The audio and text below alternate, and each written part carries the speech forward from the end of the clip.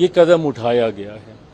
यकीनन एक बड़ी आबादी युवा पीढ़ी में ये आक्रोश था और उस आक्रोश का समाधान उन्होंने कहीं ना कहीं पूर्व शिक्षा मंत्री धर्मेंद्र प्रधान जी के इस्तीफे के तौर पर उन्होंने सरकार के समक्ष रखा।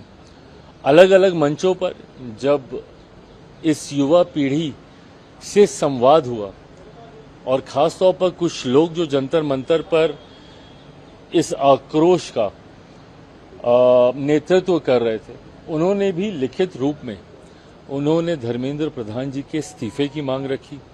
सोनम वांगचुक जी ने उनके इस्तीफे की मांग रखी।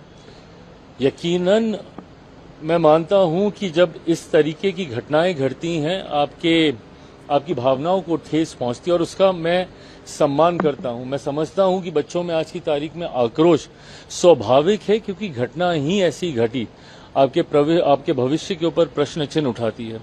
पर ऐसे में कोई एक व्यक्ति के इस्तीफा देने से इन चीज़ों का समाधान होगा, मैं नहीं मानता। मैं मानता हूं कि इसमें एक व्यापक तरीके से पूरे सिस्टम में ओवरऑल कहां पे लैप्स हैं, उसको हम लोग को कलेक्टिवली मिलकर, जिसमें विपक्ष की भी एक अहम भूमिका है, साथ मिलकर हम लोग को काम करने की जरूरत है। हैविंग सेड दैट, जब तक हम लोग उस पर कार्य करते हैं, तब तक अगर एक आबादी ये मानती है कि संभवतः उनके इस्तीफा देने से इनकी भावनाएं जो आहत हुई हैं उसको कहीं ना कहीं शांति मिलेगी, तो उनकी भावना को सम्मान देने का काम, युवा वर्ग की भावना को सम्मान देने का काम मेरे प्रधानमंत्री जी के द्वारा किया गया। नैतिक जिम्मेदारी लेते हुए स्वयं आदरणीय धर्मेंद्र प्रधान जी ने स्टेप डाउन करने का ये फैसला लिया।